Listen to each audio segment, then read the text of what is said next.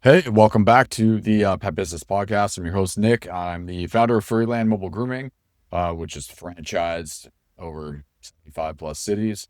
I'm founder of Furry Pet Resort here in Las Vegas. And today, this show exists for one reason, and that's to help pet business owners stop trading your time for money and start building something that actually works without you.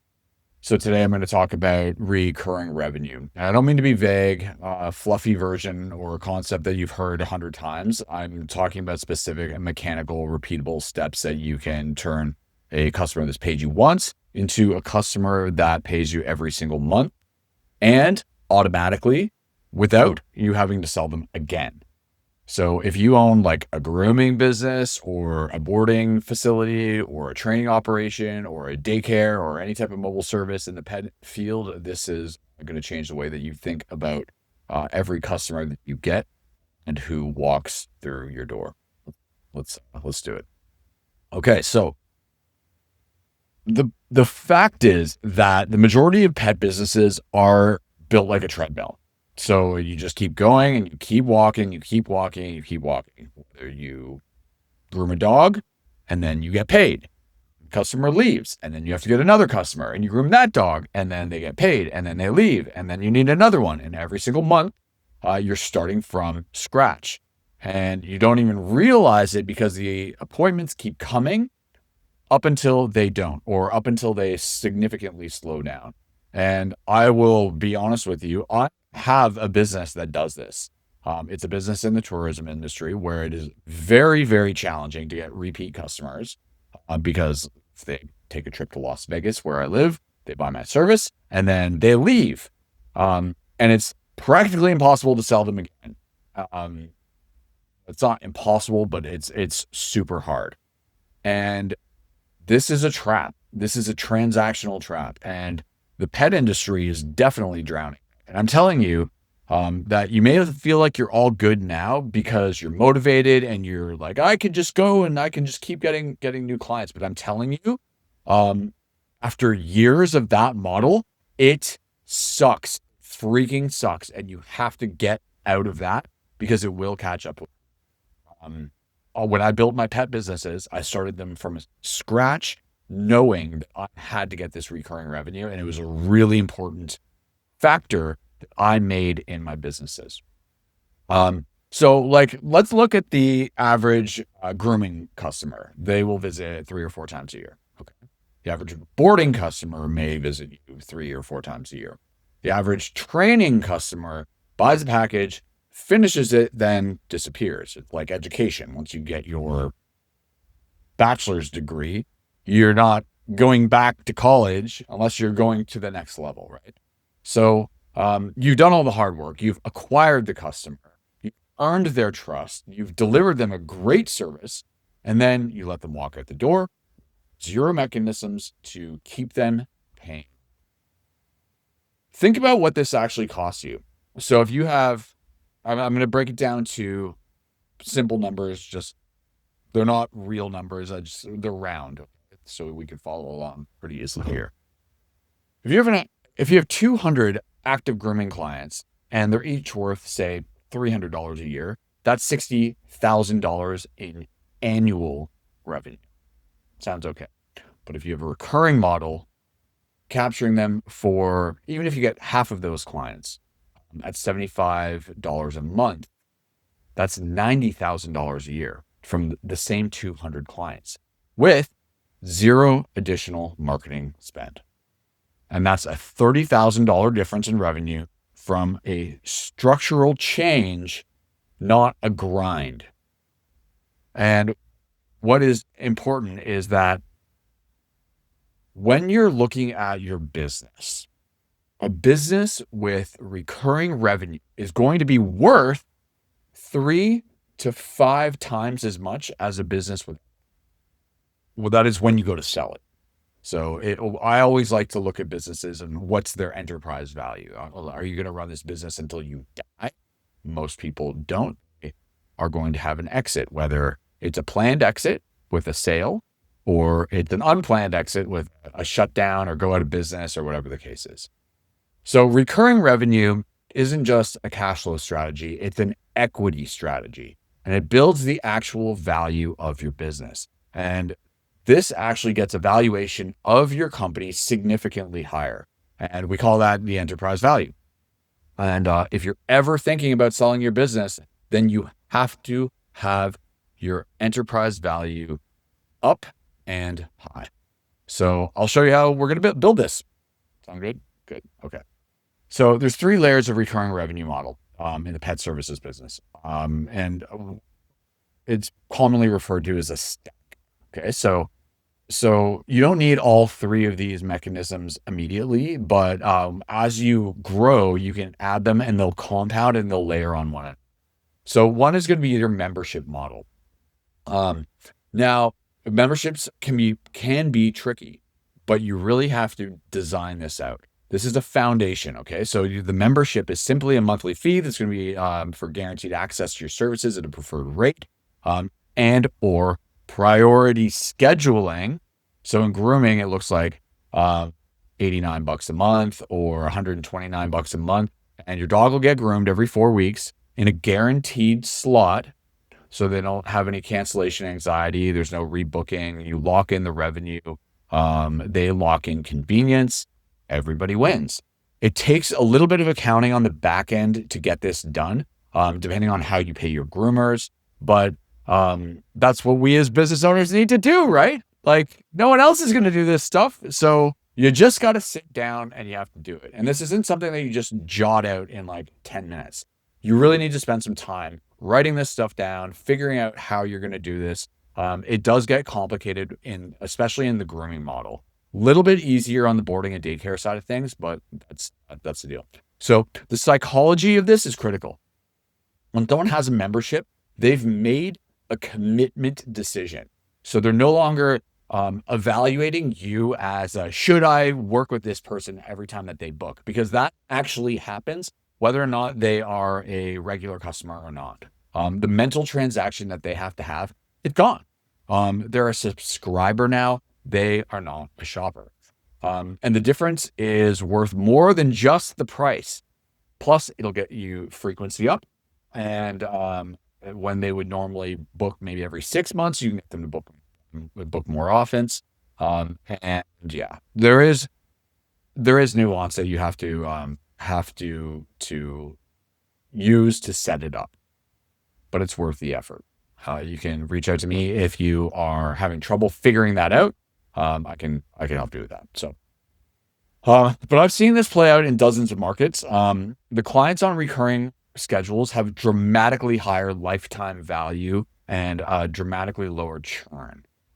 They refer more, and because they are a member of something, they talk about it differently than if they were just a customer. It's a very beautiful thing. So I said 2 things there. I want to explain what they are. Lifetime value. So that is just what it sounds like. So how much is a customer worth in the lifetime that they are with you? Not just how much is it when they buy a $125, widget from you. You want to think about how many times are they buying that. So if they spend $10,000 over the course of the life of their pet, that customer is worth, the lifetime value of that customer is worth $10,000. Churn is how many people are leaving your company. So the next layer that you can do, and this one took me a long time to figure out, but actually it didn't take me a long time to figure it out. It took me a long time to do it. And it is a physical product on autopilot. So think of like, you can do like monthly flea or tick prevention. You can do dental chews. You can do toy subscriptions, shampoo and conditioner subscriptions, at-home maintenance for in-between grooms. You can do joint supplements for older dogs. These are low effort, high margin additions that will create a monthly revenue without adding additional service labor. There are drop shipping models that you can set up yourself as an affiliate and you can really crush on some of those. Now, I know that a lot of people are apprehensive about getting into products when you are a service business, and I totally get that. I definitely was as well. But the reality is that your clients are already buying these products somewhere. They're buying them either on Amazon or from PetSmart or from their vet. And so you're leaving money on the table every month by not having some sort of mechanism to capture them. And you have the trust, you have the relationship. You just don't have a system that's going to get it done. So there's simple auto ship programs that you can set up with your preferred vendors. You can offer them at the point of service. You can position it as a convenience play, not a sales pitch. And when you set this up, everything gets delivered automatically before your next appointment. It takes 2 minutes. And that's not, you don't have to sell, you just serve it to somebody. It's one of those things where it's like, hey, I've got this tray of amazing things. Would you like to take one? And they're like, oh yeah, I'll just take one. Yeah, great. Yeah, totally. That's what it's like selling this stuff. So the product. Layer 3 is a training subscription. This is a really good one. You don't know what you're sitting on top of if you've got a relationship with a pet parent. So dog training, when packaged as a recurring service rather than a one-time program, becomes one of the highest margin revenue products, or revenue streams rather, that are available in the industry. Okay, you can rewind that and hear me again. And I'm not talking about selling a 6-week obedience package. I'm talking about a monthly maintenance model where clients can pay you every month to keep their dog training sharp, get accountability check-ins, access videos, reviews of their practice sessions, and stay connected to the results. So my companies generate substantial monthly revenue from training services alone, not from one-time packages, but from monthly predictable upkeep packages, because we built a model where training doesn't have to end. Because the truth is that for most dogs, training never ends. Maintenance is real, regression is real, and pet owners, the good ones, know this. So you're not manufacturing a need, you're solving a real problem with a better delivery structure. And when dogs drive their pet parents crazy, it's a burning need that they have to get fixed. Like, can you imagine if every single day you stepped in pee at the top of your stairs? You would go crazy. Imagine if your dog barked for 20 minutes every day that the mailman goes.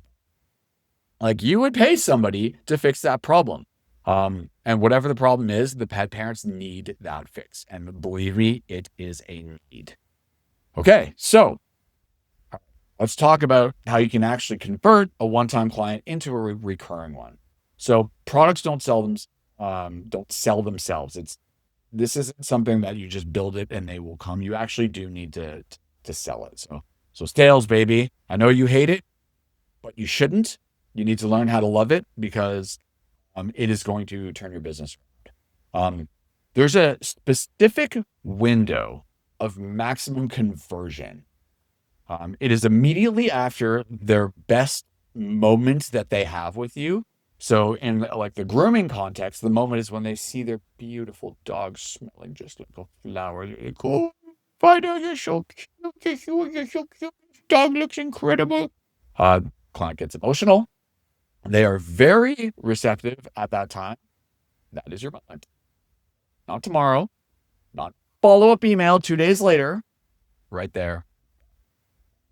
And when they say, oh, he looks amazing, doesn't he? Do we want to get him on a consistent schedule? We actually have a membership where we can lock in every 4 weeks and you don't have to worry about booking, and it'll save you money. You want me to set that up for you? And that's it. That's the script. It's pretty straightforward. But you notice what's happening there. You're leading with the outcome. You're leading with consistent results. You're eliminating friction. There's no booking anxiety. You're adding value. It's a financial benefit. You're not pitching. You're just solving a problem. The same principle applies in boarding and training. So the peak experience moment is the boarding pickup. And when the client sees a happy, well cared for dog, the peak experience moment in training is the first time the dog demonstrates behavior in front of the owner that they could not do before. There's an emotional high right then and there, and that is your chance. So the second piece of the conversion mechanism is your offer design. So recurring offers have to have three components to convert consistently. First, it needs an anchor price. So show them what they would currently pay as an like a la carte and make that number real. Don't BS it. Second, it needs a member price. So you show them what they'll pay as a member. And that gap between the two numbers is your perceived value. So if your grooming is normally 110 and your membership is 100, then they have a $10 savings. I do suggest you have a bigger gap than that, but that's the deal. And then third is the convenience benefit. So this is a non-financial reason to join, whether it's priority scheduling, guaranteed slots, easy access to new services, something that money can't directly buy, but that makes their lives easier. And when you have all three of those components, you're not competing on price. You're selling on relationship, and the relationships are sticky in a way that transactions are not. And this is very, very important. Okay. Getting someone into a recurring model is step one.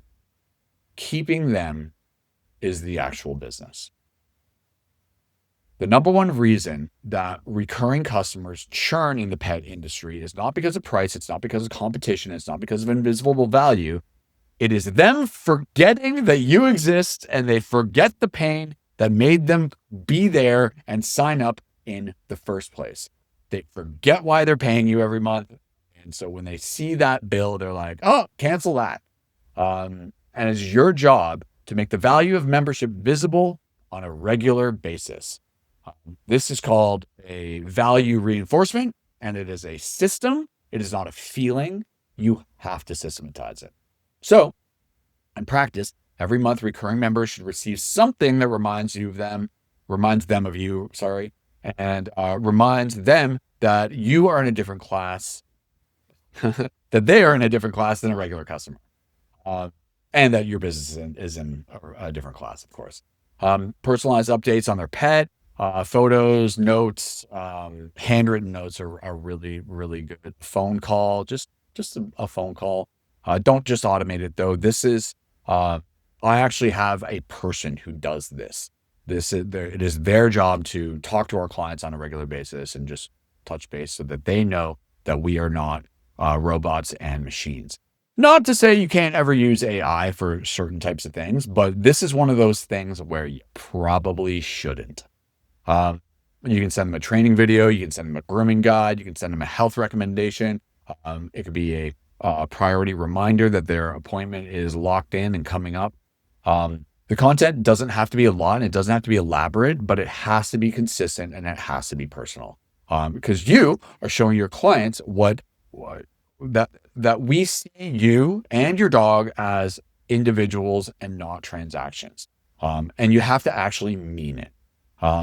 That signal that you're sending to the clients, repeated as often as possible, at the bare minimum monthly, builds a retention wall that your competition cannot break through. They can't beat it with a coupon. They can't beat it with like a sale or a promotion or some stupid widget that they release. Like, you have got the relationship on lock. The second retention weapon is an escalating commitment. So the longer that someone's a member, the more they want to have reasons to stay layered in. So you can do like milestone rewards.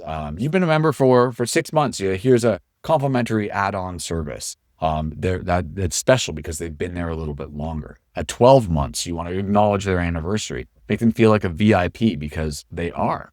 And like a 12-month recurring client is worth 4 to 6 times what a one-time client is going to be worth. So treat them accordingly, and they'll stay for years. One of the reasons that Duolingo has done so well isn't because it teaches them other languages or teaches you other languages, or because it barely does that. Trust me, I'm on 1,500 days of Duolingo and I can barely speak a sentence in French. But Duolingo is successful because they've gamified their retention. And so that's what you have to do. Okay. So I'm going to leave you with this. If you just add 30 recurring clients at $100 a month, it's $3,000 a month in recurring revenue. It's 36 grand a year without one new customer, without one additional marketing dollar.